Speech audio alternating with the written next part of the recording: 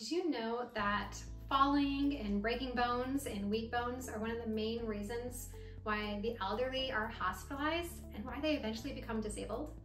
You probably have seen this either in your own life where you've worried about your bone health because you've been told that you have osteopenia or osteoporosis, or maybe in a loved one's life where you've seen that their bone health has impacted their ability to thrive. Even in our own family, we have someone that we love dearly who has fallen a couple of times and has some bone issues, and it so much affects her life because when you don't feel like you can just get up and move around and take care of yourself, that can just be so defeating and sometimes start to feel hopeless because what can you do about it? By the time that your bones have already gotten thinner, it's a lot harder to get them back to being healthy. What we've been told by national dietary guidelines in order to improve our bone health is that we need 1,200 milligrams of calcium per day. This is actually a pretty large amount. The average diet is only 400 milligrams. So how the heck do we get that 1,200 milligrams? We have to consume 3 servings of dairy every day, which is also what the guidelines recommend. When I was getting my graduate degree and I took a nutrition class and we were learning about how these dietary guidelines came about, I was shocked to see how much of it was actually influenced by the dairy lobby. And so a lot of the recommendations might be biased based on how they were formed and not as accurate to the scientific literature.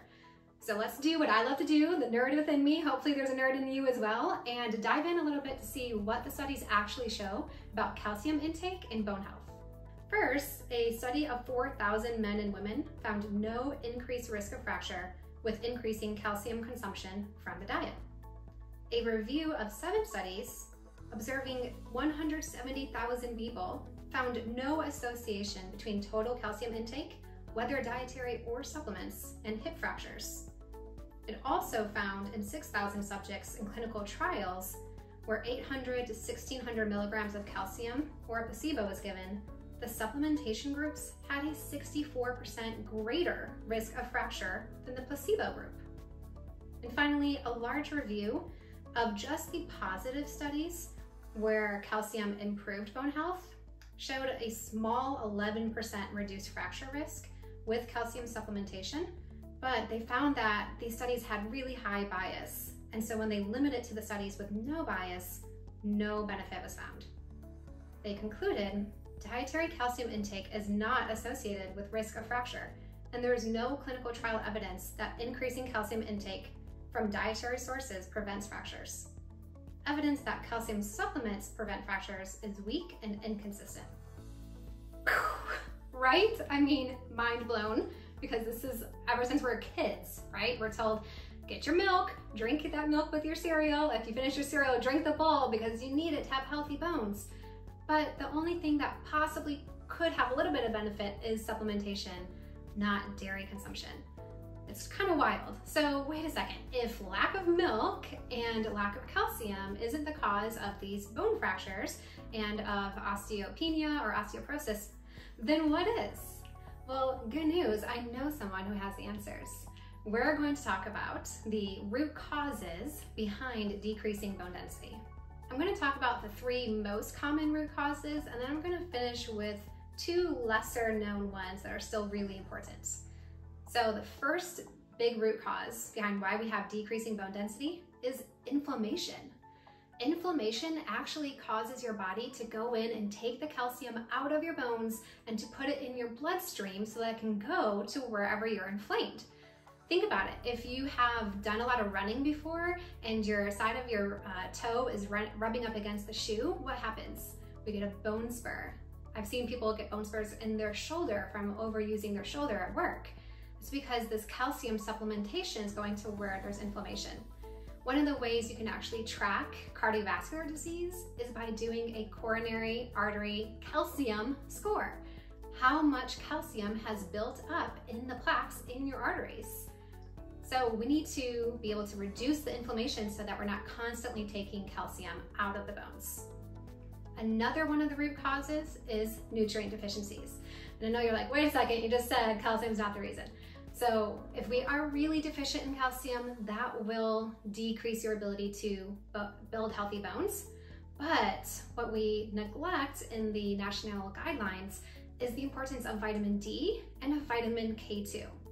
So vitamin D actually helps you to absorb that calcium, and then K2 tells that calcium to go to your bones rather than to where you're inflamed.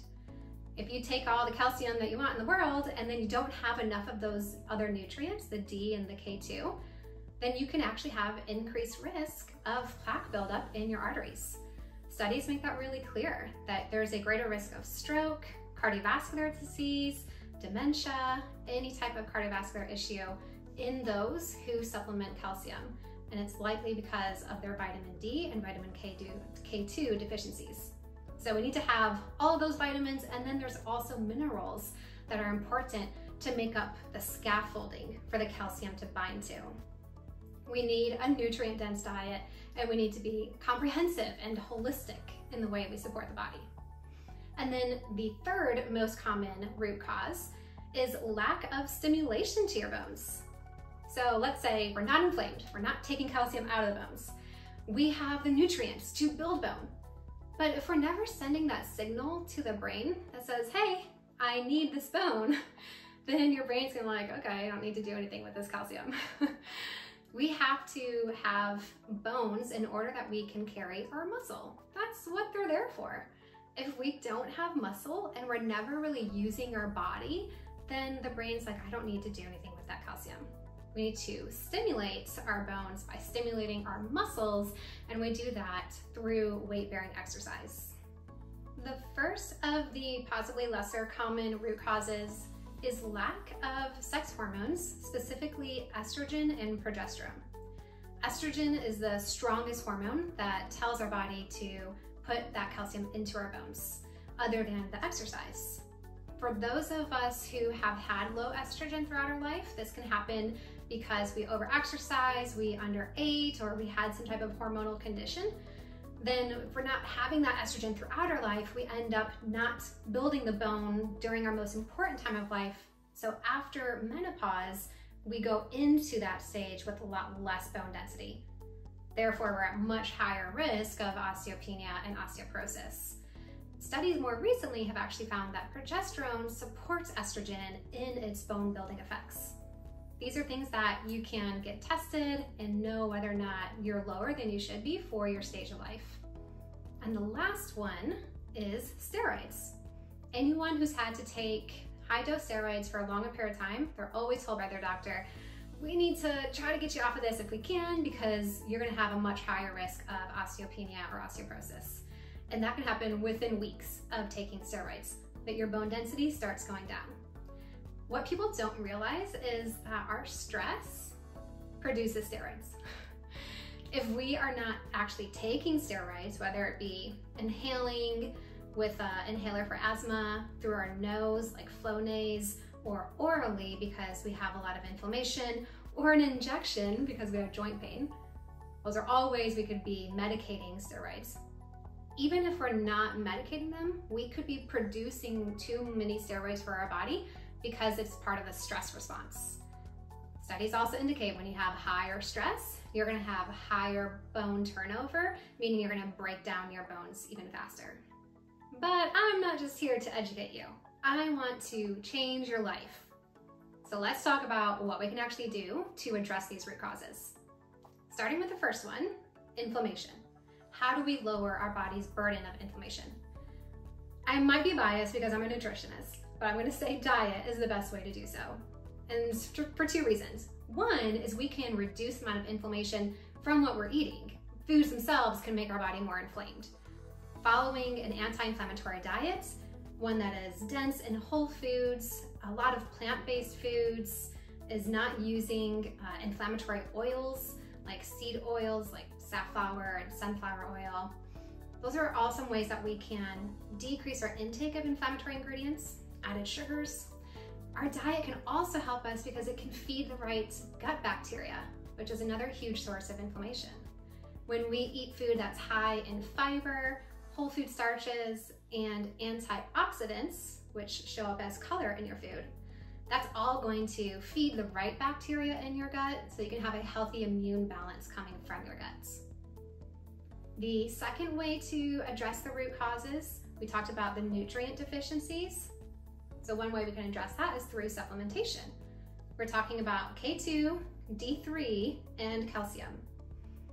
The calcium, if we might feel like we're already at higher risk of low bone density, we might add in some calcium to give our body the best chances of rebuilding.